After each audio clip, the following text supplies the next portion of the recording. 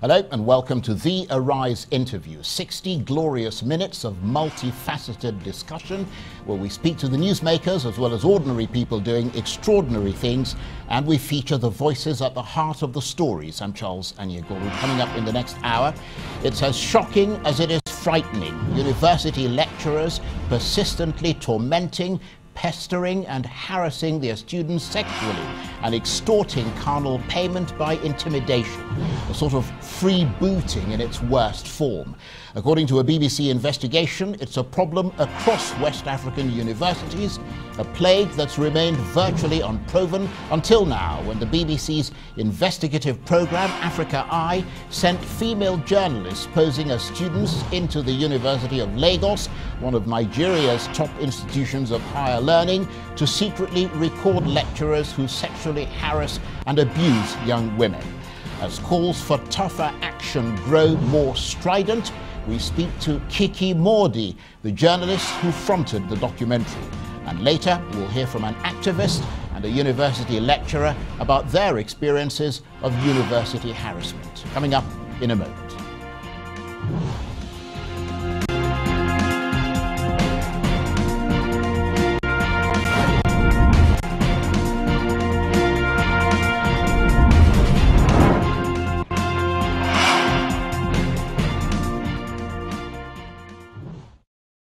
Now, over the past week, the hashtag #SexForGrades has been trending on Twitter after the BBC's Africa Eye series went undercover to examine allegations of sexual harassment by lecturers at two universities in West Africa, the University of Lagos, or UNILAG, and the University of Ghana. The film shows at least one Nigerian lecturer attempting to groom a potential victim at the university, clearly abusing his power to try to get his way with her. According to the presenter Kiki Mordi, #SexForGrades has become so normalized it's now something of an epidemic, with countless women harassed and abused every day. The BBC investigative documentary, which she fronted, has provoked a large response on social media in both countries and beyond. The University of Lagos has suspended the lecturer, who is also a pastor, who was caught on film propositioning and sexually harassing an undercover BBC reporter. Well, in a moment we'll speak to Kiki Mordi herself. But first, here's a short clip from that investigative documentary, courtesy of the BBC. What do you mean by knowing men? Sex. And he began to show a deep interest in my sex life. That way. You have said, I don't think this has having carnal knowledge. Carnal knowledge. At what age? Why do you want to know? I don't know. You're my baby, you're my daughter. No. Just talk to me free. Look, anything that we discuss, be assured that your mother will not hear. Okay. And anything that happens between me and you, nobody will hear. Okay. A little snippet there from the BBC's investigative documentary on #SexForGrades. And the journalist Kiki Mordi, who fronted that documentary, joins me now in the studio. Absolutely delighted to have you here. I know you've had a very exhaustive round. You were speaking to live on Arise News earlier in the day. So thank you very much indeed for coming in. Give us a sense from your perspective of the reaction to this investigation into sexual harassment. Thank you so much, Charles, for having me here. The reaction has been global. I say that because we only investigated universities in Nigeria and Ghana, but the conversation has gone beyond these two countries, and it's been global, and that's an indication of how much of a problem it was. You know, we were all waiting for someone to light the fire. And is it your sense that this film that you have made, I mean, you talked about the reaction, clearly it's generated a lot of discussion. I mean, it's been trending on social media. There's nobody, I think, arguably in Africa, possibly in most parts of the world, certainly the developing world, who's not aware of this documentary. Is it your sense that this film that you helped to make has or is likely to embolden more students, for instance? I mean, not just students, it's a big issue beyond that, but students in particular, to come out publicly and speak about their experiences in this regard? I mean, that is my hopes. In fact, I hope that students feel more emboldened, because currently they feel threatened. They feel like their degrees depend on these lecturers. They feel like a lot depends on them. But if they can sense a sort of a solidarity outside of the four walls of their university, I feel like it will embolden them to come out and speak up on their abuse or on what they face as students. But do you think there is another aspect to this, that this has become so entrenched that a lot of these students have actually come to believe that this is the only way? I mean, if you don't physically pay the lecturers, which of course is another investigation altogether, you've got to pay with what you've got, essentially. They've come to see it, and it's going to take a long time to change that mindset. Yes, grooming happens individually, but it also happens on a very large scale. Before young girls go into universities, we have people advising them to stay away or to do this, or telling them that this is how it goes. And this is what they hear almost every day for a very long period of time, and they believe that this is the only way to actually go out there and get a degree. It's so unfortunate that women have, you know, brilliant head start from primary schools and secondary schools, and it all goes down south when it goes to the university. And we've seen this pattern go on for a very long time, and no one has done anything about it. So it's not unlikely that as a generation there is that damage that it has done to the students on a larger scale, not just as individuals. And so we'll take a lot of mindset overhaul. While we're trying to fight sexual harassment in Nigerian universities, it's also important that we fight the effects of sexual harassment on the young students. And what was it that motivated you to take this step?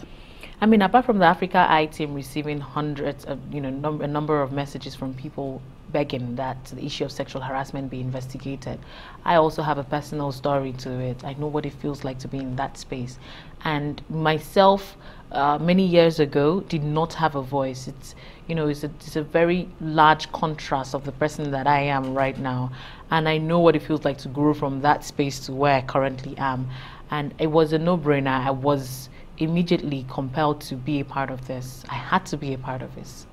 And at least, I mean, in support of what you're saying, many more people are clearly aware now, possibly than before, that this is wrong and that there are steps to take to seek justice. Of course, not all of them can sort of get the BBC Africa Eye to come and do an investigation. I mean, it's taken that, which is a pretty big undertaking to bring this to the fore. But you think that more people are now likely to say, okay, this documentary has exposed the fact that there is a process of redress and that perhaps we can tap into that? Yes, but I feel like we still have more work to do when it comes to the people who feel emboldened right now can change their minds on their way to reporting because they don't feel safe enough, they feel threatened. And this is where we also have a duty for follow-up, right? We've exposed the problem, or we've exposed the scale of the problem, and we want more people to come up, but we have to create that safe passage for them to pass through and come through and report their stories. Because if we truly want to take away this problem and we're not just talking in general, we're not just speaking for the sake of it. If we truly want, we'd go in there and find the stories. Like you said, journalists, BBC Africa Eye cannot, there's only so much that we can do. Journalists, there's only so much the media can do. It takes the institution to have that political will to want to do something about the problem, to go right in there, find the rot and uproot it. So potentially it could all blow over, is what you're saying, if there isn't that strident follow-up. In other words, it may not change anything. It may not make lecturers more accountable. They sort of batten down the hatches, wait for it to blow over, and everything returns to normal. Yes, but unfortunately for them, I believe strongly in the young women that have been speaking up in the past couple of days to not allow it blow over. They're going to keep talking until something has been done about it. And we're not just going to stop at universities and leaders releasing statements. We've heard statements all our lives. We want action right now. And in a almost perverse sort of way, but in a good way. I mean, you've become the face of this movement, if you like. It's, you had the Me Too movement, you've got all of that, and you have become, you sort of personify this inspiration, if you like, for people to come forward and do something about it. How does that make you feel? Is that an uncomfortable position to be in? It's many things. It's not one thing. It's comfortable and it's uncomfortable at the same time. It's because sometimes I don't know that I have the power to actually, provide closure for these young women, and I feel scared sometimes that I'm not able to do anything about the problem on a very large scale. But it's also an honor. It's an honor because I know how difficult this position is. I mean, the reason that this documentary even focuses on the perpetrator is because of how the culture of putting victims on blast.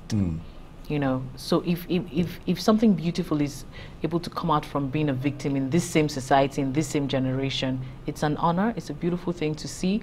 But I can't lie, it comes with the parts where I can't sleep at night, and I think that I hope I'm not letting anyone down. But I think that the team has been very supportive in letting me know that we can only do our best, and Absolutely. That's why we have government to do the rest. I suppose part of the other thing that's emerged from this film is that lecturers at many African universities clearly have enormous power over the academic futures of their students. I mean, they can basically make or break careers. I mean, how big an issue is that, do you think? I mean, is part of the remit what you're trying to do, to whittle down those powers? It's the very basis of how grooming works. When you're in a position of authority, it's a blatant disregard for the position that you've been put in. It's corruption. It's abuse Absolutely. of power. And that is why it festered so much. That is why it's nearly impossible to hear things like "she gave you consent." It's unfortunate, but that can happen. When even things like your accommodation. In the university I went to, some lecturers can affect your accommodation, your results, your degree, isn't it? your transcript, things like this.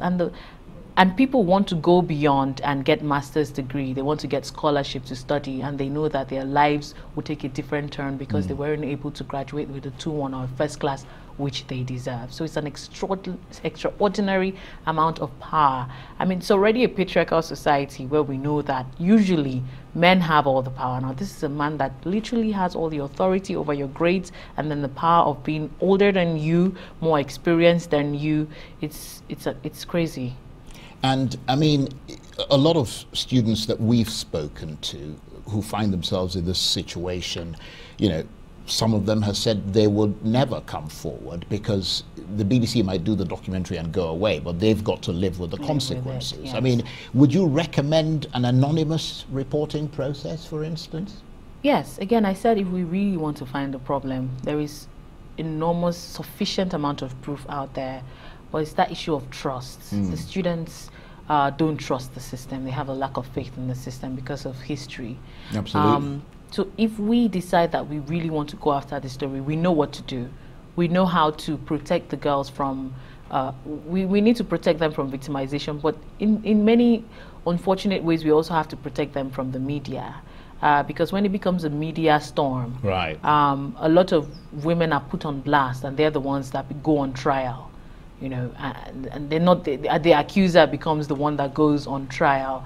So in every space, even in the homes, sometimes they're not even protected in their own homes. Right. So there is no one safe space right now for women to come out and say we want to do this. People just brace the storm and they say, you know what, we'll provide our own safe space for ourselves. Well, just stay with us. We'll talk some more in a moment. You're watching the Arise interview. Plenty more still ahead as we continue our discussion around the Sex for Grades scandal with the intrepid reporter Kiki Mordi, who fronted the investigative documentary. Stay with us.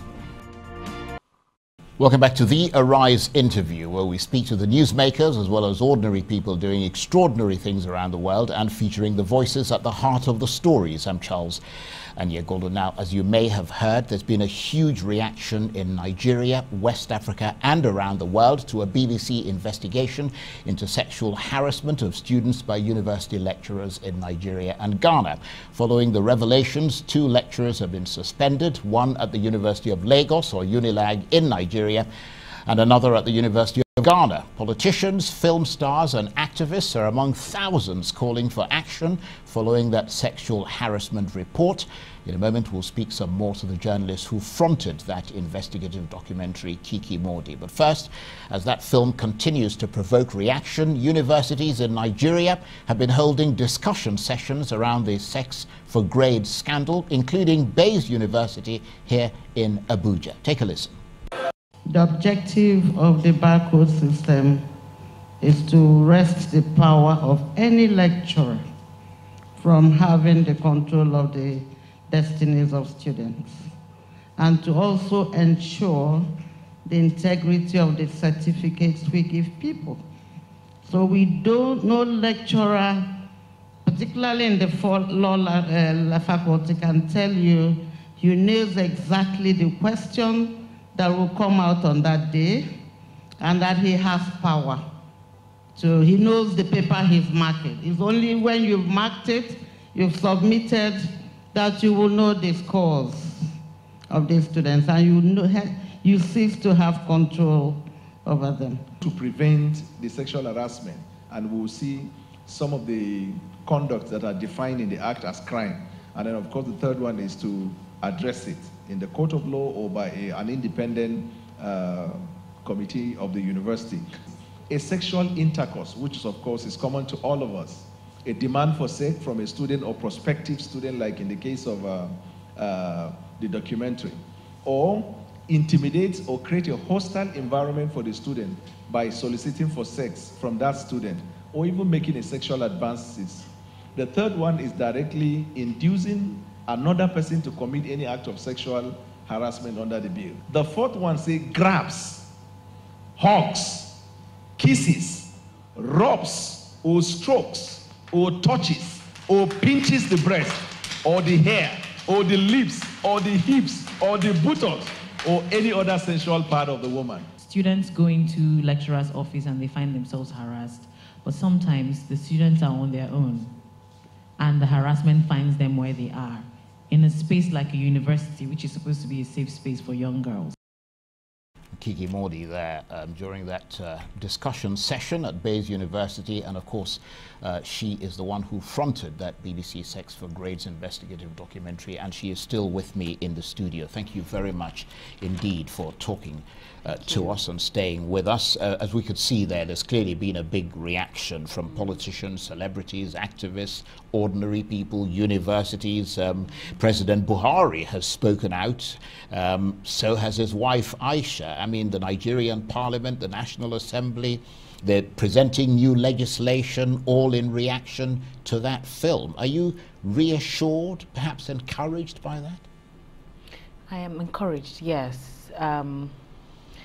Unfortunately, my assurance will come when I start to see actions. I'm encouraged, I'm deeply encouraged by it. I'm happy, in fact, that a lot of, it goes right up there to the top and it comes right back to the grassroots, and people are having these conversations. Like I said earlier at the Bayes University, I said the conversation should leave this auditorium and go right back to wherever you're from.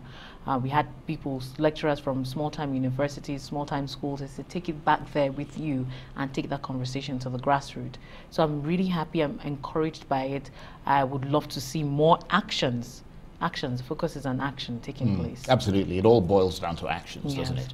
On a broader level, though, I mean, on a sort of global scale, we're in the era of many, many women's rights movements, and in the age of the Me Too movement.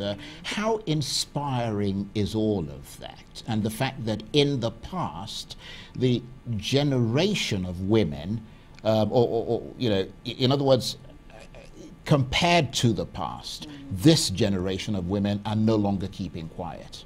That's super inspiring. I go up everywhere, be it social media, right there in the streets, in class, a cost rep standing up for her rights. It's super inspiring in every space that I find it. And I think we're connected globally. We all have our individual specific problems, region specific problems that are specific to Nigeria, and then America has its problems. But in all of those different problems, there is one thing connecting us, and it's that the fact that we'll no longer be silent. We are speaking up, and that is inspiring. that is us linking our arms together in solidarity to say that we would all fight for our rights and we'll be loud about it. And I was watching your film again last night. There was a rather sort of sad note that I think was struck in that film, and that is the threat from the lecturer about the girl's family, to use her family against her. I mean, that suggests that families are less likely to believe their girls and are more likely to listen to the lecturer. I mean, you touched on this earlier. How worrying is it that parents appear to trust this so-called elder more than their own children? It's so worrying. Sometimes I feel like we're talking in an echo chamber, because we talk about believed victims, but it doesn't boil down to the smallest unit of the society, which is a family. So I think we need to have that conversation at home. Having the conversation on social media is very important, but taking it back home is even more important, because this is not an isolated incident. There's so many women who have come out to say that they reported to their parents or their mothers and they were victimized as well. We need to start to believe victims. We need to believe our young girls, and we need to teach them to not shrink themselves anymore, because it's that part of training, so to speak, of shrinking yourselves as a young girl that makes them really scared of coming out to talk. You know, you're seen as extremely bold and loud, you know, as an evil feminist if you come out to fight for your own rights. It's quite unfortunate that that's the society we live in, but it's a huge problem. It's an indication of a huge problem. It says that there's a replication of these family units in institutions, because the man who has been harassing people is a father. What message does he take back to his children? Absolutely. That's what it means. And I mean, that's as I said, that came out of the film. That sort of struck me when I was watching it. But looking at the film itself on a sort of broader level, I mean, how did you narrow your research down to the specific character or characters that appeared in that film?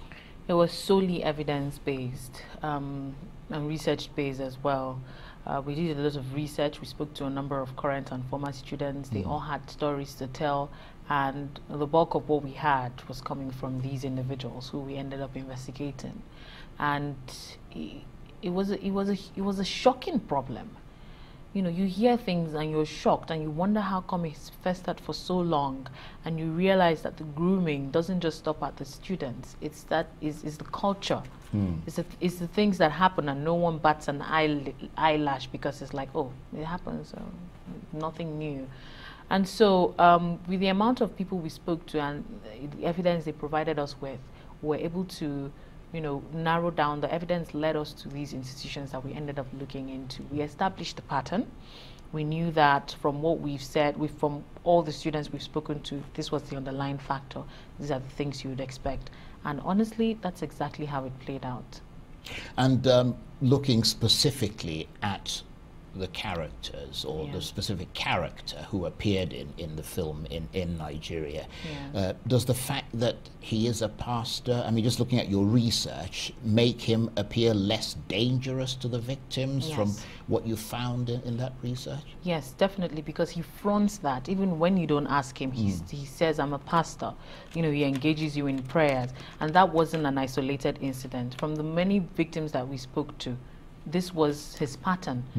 You know, putting himself there as a person who you can come to, as a father figure, and, you know, making him trust you and feel comfortable enough to talk to you about non-academic matters before he strikes. So that is very problematic, because we live in a society where religion is, you know, we hold religion to a very high standard. And if a lot of people look up to you for counsel, then there is a responsibility for you not to take advantage of that. But of course, there's been a whole slew of scandals as well around pastors. And what I find quite extraordinary is that these people who are supposed to be pillars of morality are the ones doing some of these things, allegedly, and that, you know, they don't have any problems actually coming out to associate themselves with being this moral figure, and at the same time, you know, doing what they're doing. I mean, if you think about it, it's the perfect crime. A Nigerian pastor has more authority in many households than, you know, even the said head of the family. sometimes. And I mean, how else would you get someone to comfortably do what you want besides brandishing religion as a weapon? Unfortunately, that is the society we live in. And with every power of authority, these men find themselves in, be the authority of being a pastor or a lecturer, religious leader, in any space. They use that. And of course, the universities themselves, as institutions, very reluctant to acknowledge, you know, this type of abuse because they want to preserve the so-called hallowed image of their institution. It's very unfortunate that, you know, victims, women, seem to be, we're just collateral damage in this. Everyone wants to preserve everyone wants to preserve the image of the school, but this is also part of the image. Are we saying that the lives of these women don't matter when it comes, in the grand scheme of things, when it comes to the image of the institution? We're ready to throw that under the rug just so we preserve, you know, this image. Absolutely, because in fact taking action strengthens the image of the university. Yes, it puts out a message that you do not in any way condone sexual harassment. But it seems like sexual harassment is not an issue important enough to perturb the image of the university. And I think that ideology needs to be completely overhauled. We're coming to the tail end of the interview. We appreciate deeply the fact that you took the time to talk with us. What's next for you? What's next for me is reclaiming my time. I've lost a lot. I've lost my education. I had to struggle throughout my time working without a certificate to prove myself a lot of times. So I mean, I don't want to go back to school as a way of trying to prove to anyone anymore, because I think I'm done with that. Right. I just remember that I was robbed of this thing, and this is a thing that I genuinely enjoy doing, learning, and I'd like to go back to do that, and of course offer myself some more in the media space. Sure. Kiki, thank you very much indeed. Kiki Mordi there. You're watching the Arise interview. Plenty more still ahead as we continue our chat about the Sex for Grade scandal. We'll speak to one passionate advocate for women's rights and to a university lecturer about his experience of the issue. Stay with us. Welcome back to the Arise interview, where we speak to the newsmakers as well as ordinary people doing extraordinary things around the world and featuring the voices at the heart of the stories. I'm Charles Anyegolu. Now, there are growing demands by student groups and activist organizations across Africa for action to be taken on the issue of sexual harassment of students by lecturers on the continent. It follows a BBC investigation that's found evidence of sexual harassment at two top tertiary institutions, the University of Lagos in Nigeria and the University of Ghana. That investigation exposes sexual misconduct by some lecturers at the two institutions, breaking their university policy against such behavior. Well, in a moment, we'll get the views of an activist and a university lecturer on this. But first, here's another clip from that Africa Eye investigative documentary, courtesy of the BBC. Over at the UNILAG campus, our investigation turned to its senior staff club, a place where the most powerful academics go to socialize. We discovered lecturers were inviting female students there, but what goes on inside? When our operative, Kemi, went to meet Dr. Boniface for another meeting, she tried to find out more. I'd heard a lot of stories about the staff club, and so on that meeting, I brought it up with Dr. Boniface. There's an upper part of the staff club, you know, where lecturers, when they take girls there, you take them up there to go and smooch them. Romance them. They'll take them to do? To smooch, touch their breast, touch out their body. Jesus. It's a club. So they call it the cold room. Inside staff club? Inside our staff club. He describes the place to me and even orders one of the female students who was in his office that day to turn off the lights just so I could get a feel of how this cold room is, how dark it is. Put everything up so she will understand.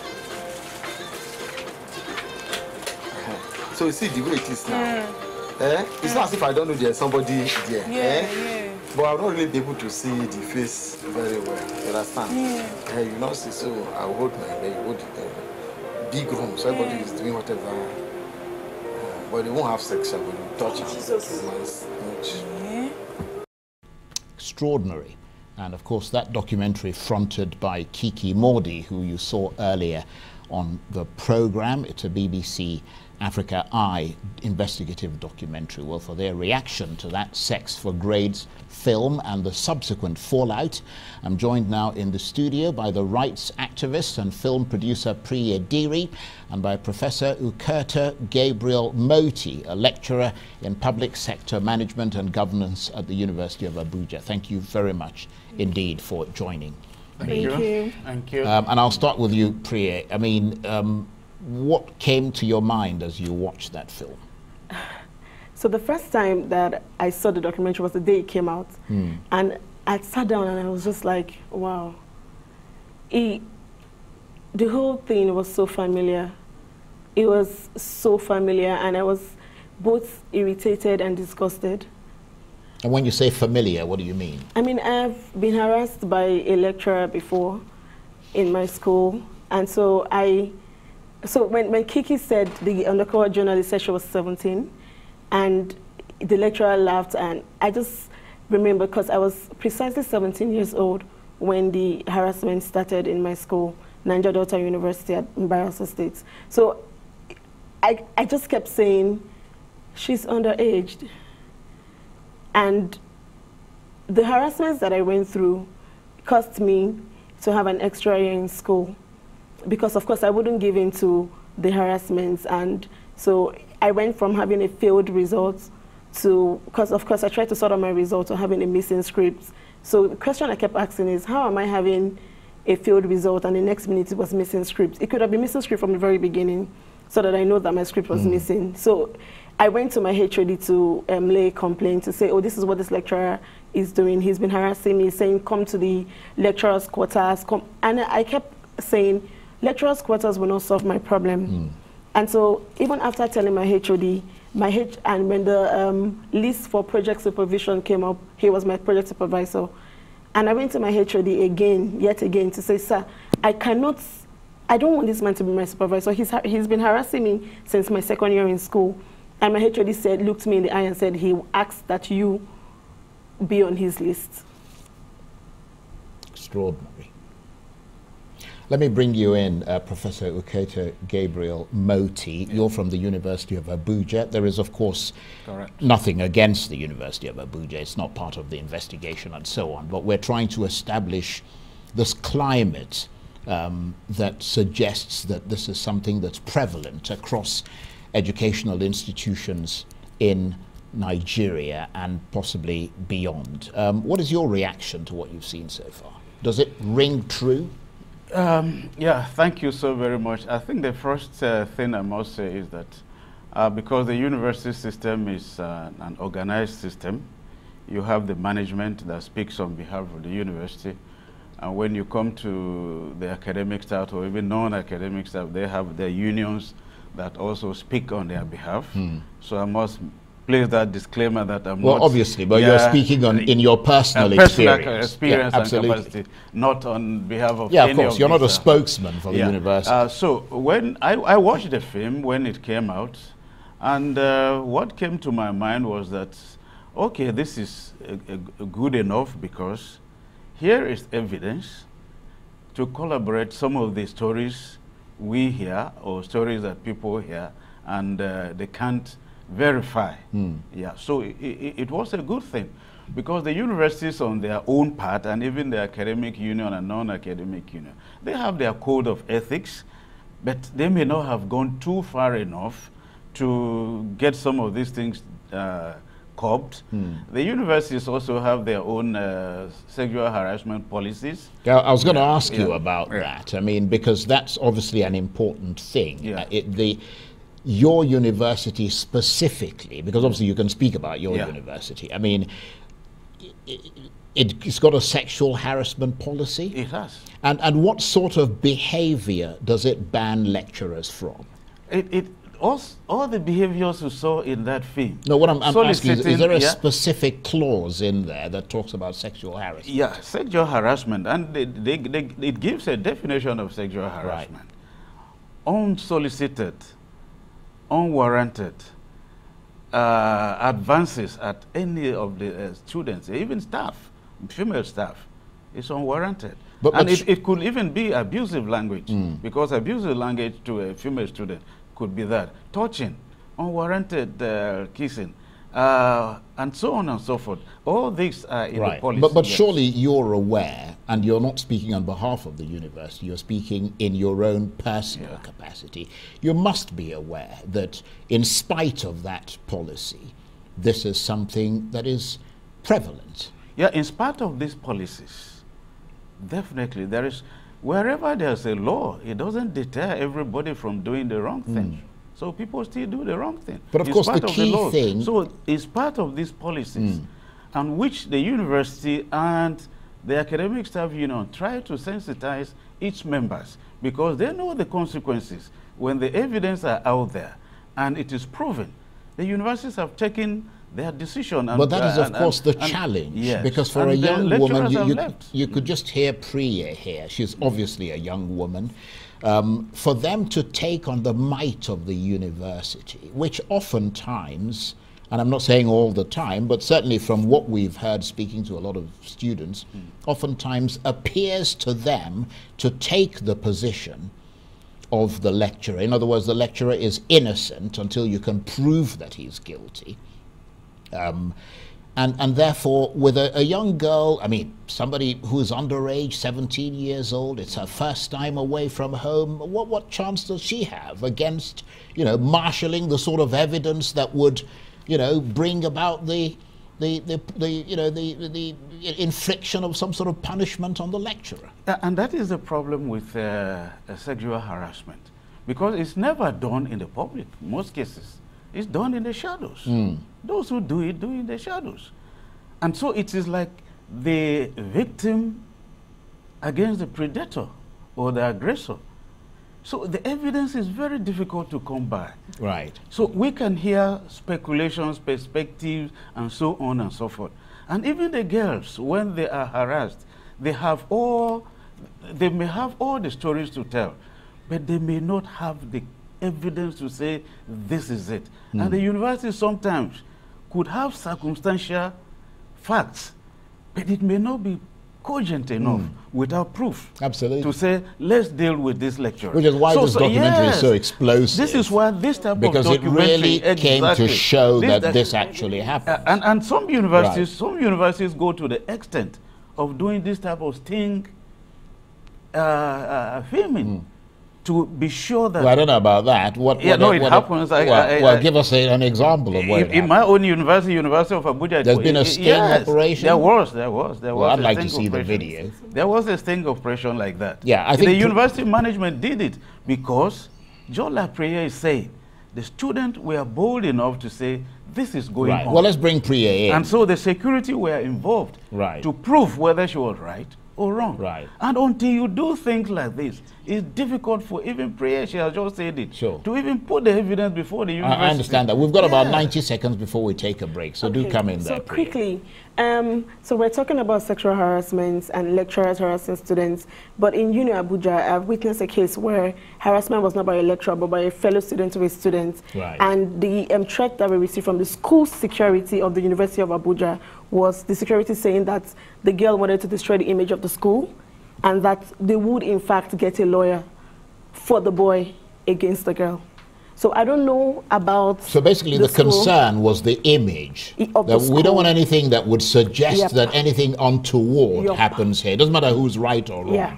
So the image of the school was more important. So I don't know about the security helping the school to get lecturers. I don't attend the school, but I do know that this happened, and that created an image in my head about the university. So the key thing here is that countries, institutions have to find a way to empower the people who are less empowered, the victim in this circumstance. There's got to be some way to ensure that they get justice. Exactly, because our society is male dominance. Apart from being male dominance, a lot of, in dominated society, our students, some of them, just like he said, sometimes it could be the reverse. Okay, well, just hold that thought there, because we've got to take a break, but we'll keep talking in a minute. You're watching the Arise interview. Plenty more still ahead as we continue our chat about the sex for grades scandal in Nigeria and Ghana following the BBC's investigation into the matter. Stay with us. Welcome back to the Arise interview, where we speak to the newsmakers as well as ordinary people doing extraordinary things around the world and featuring the voices at the heart of the stories. I'm Charles Anyekulu. People in Nigeria and around the world are calling for action following that much talked about report focusing on sexual harassment at top West African universities, where male professors were caught on camera propositioning journalists posing as students. The undercover investigation by BBC Africa Eye, which was released recently, turns the spotlight on harassment at the University of Lagos in Nigeria and the University of Ghana. Correspondents say academic institutions in West Africa have long faced allegations of sexual harassment by lecturers, but it's never been proven in this way. The documentary highlights a well-known reality that some academics use their position to force students into having sex. After gathering dozens of testimonies, the BBC sent undercover journalists posing as students inside the University of Lagos and the University of Ghana. These female reporters were sexually harassed, propositioned, and put under pressure by senior lecturers at the institutions, all while they were wearing secret cameras. Well, earlier in the program, we spoke to the journalist Kiki Mordi, who fronted that BBC documentary, and now with me in the studio to continue that discussion about sex for grades are the rights activist and producer, film producer Priya Diri, and Professor Ukerto Gabriel Moti, a lecturer in public sector management and governance at the University of Abuja. Thank you very much indeed for staying with us. And just before we went on a break, you were making a point there. Yeah, I was making a point that the situation is such that in universities where these things do happen, the problem has always been the issue of the evidence. Absolutely. With perceptions. Now, she was talking about the university being afraid of their image and so on and so forth. I don't think necessarily it's a matter of being afraid of image. But if you don't have a concrete evidence to sack a staff who may take you to court and win the case because you don't have the evidence, it just exposes your university in the end for nothing. So it's a very precarious situation to do with. Right, I do agree that it is difficult to prove and deal with. Yes. Because of course the difference... It doesn't mean that it doesn't happen. No, I understand that. The difference, of course, is that there's no evidence that they've gone all the way. Because if, for instance, in a rape case, you can test the woman, there's DNA, all of that. But in this case, it's her word against his. Yes, and that's his word against her. Yeah. And that's the big issue here. But do you see this, Priya, because you've had personal experience, and we absolutely respect the fact that you've had that experience and that you feel that you ought to talk about it. Do you see this as a systemic failure in Nigeria? Is the system here letting young women down? Absolutely. Yeah. And I'll say yes, because if we have laws in place for young women, for young people, for people who are being harassed to hold on to, and then we can, I'm sure that a lot of people will speak up.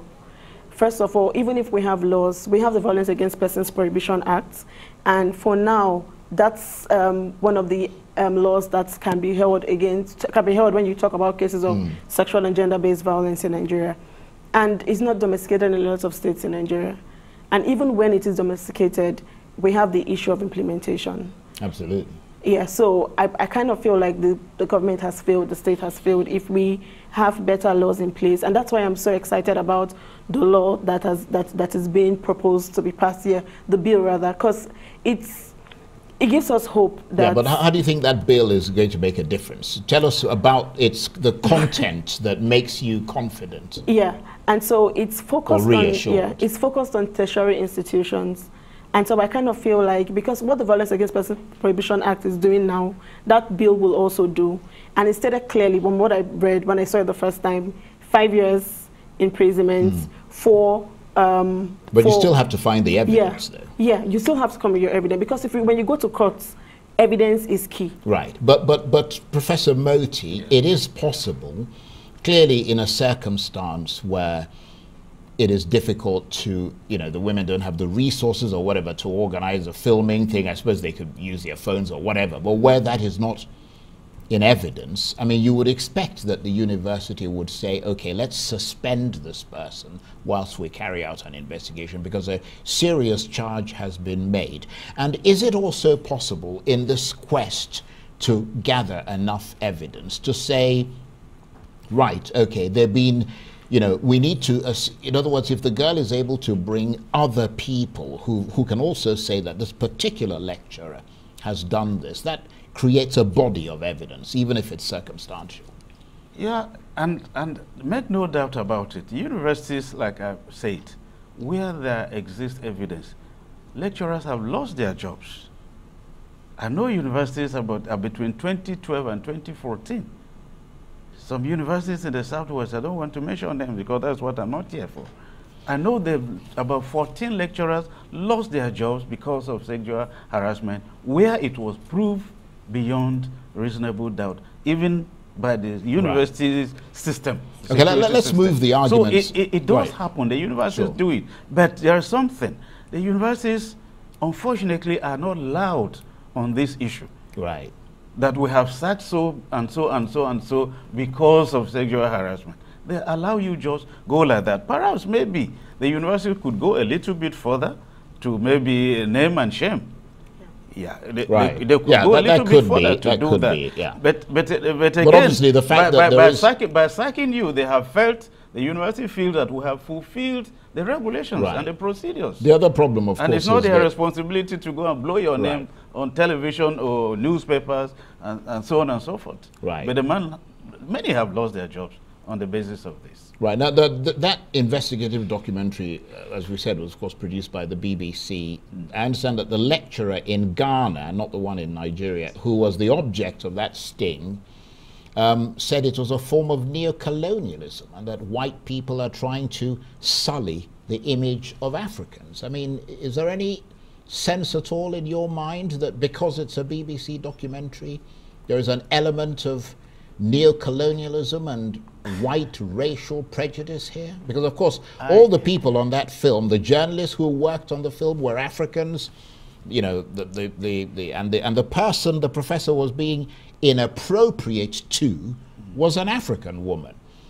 So when he made no effort to protect that woman, and it is he, in fact, rather than anyone else, who's staining the reputation of Africa. I mean, would you agree with that? I wouldn't argue and bring models like neocolonialism and so on and so forth. It's a bit far-fetched. Yeah, far-fetched. We have gone beyond this. This country and continent is in our hands now. Not the white man, no longer. So we can't do things and blame it on the white man. But the only thing I can chip in here is this. Yeah, the BBC sponsored that and so on and so forth. I'm sure it must have been a very expensive research. An investigation, an investigation doing that. Now, that tells you again that we have houses, media houses in Nigeria. They've been hearing about these things, but nobody has originated investigative. Quite a few media houses have carried out not about this, maybe not the specific issue, but about a lot of things. And it's not my job to defend. No, I'm not saying you should defend, but I'm saying that a lot of media houses have carried out various investigations. Yeah, perhaps it's from that perspective that he was thinking it's a neo-colonial thing. It's not a neo-colonial thing. We are all Africans. If it was in an induced matter, we say it's an induced. This is not an induced matter. They willingly spoke to these ladies. Right. Okay, Priya, we're getting close to the end of the program. Okay. Just give us your final thoughts on this. I think the government needs to do better. Surely, I think that the laws that are available should be domesticated. Violence Against Persons Prohibition Act. I know that implementation matters. I know that women should be protected, women and girls. We should be protected, and not because we're special or anything, but because we need to be protected. whether we like it or not, we live in a society where the men have an upper hand, and we're fighting that with equality and all the talks. But presently, again, when we look at the concept of sexual harassment in schools, and we look at the lecturer and look at the students, it's always it's a power play. It's because he's in a position of authority. That's why he can try to want to harass her or have sex with her. And it all boils down to one thing. If we have our laws in place, if we have our police, if we have our armed forces, if we have people, even in universities, if each school has a law sexual harassment policy, then we'll be fine. Okay. Well, thank you very much indeed, Priya Diri, who's the rights activist and film producer, and Professor Ukato Gabriel Moti, a lecturer in public sector management and governance at the University of Abuja. Thank you very much indeed. That's it for this edition of the Arise interview. Join us again for a fresh edition tomorrow. From me and the entire team here in Abuja, bye-bye, and thank you for watching.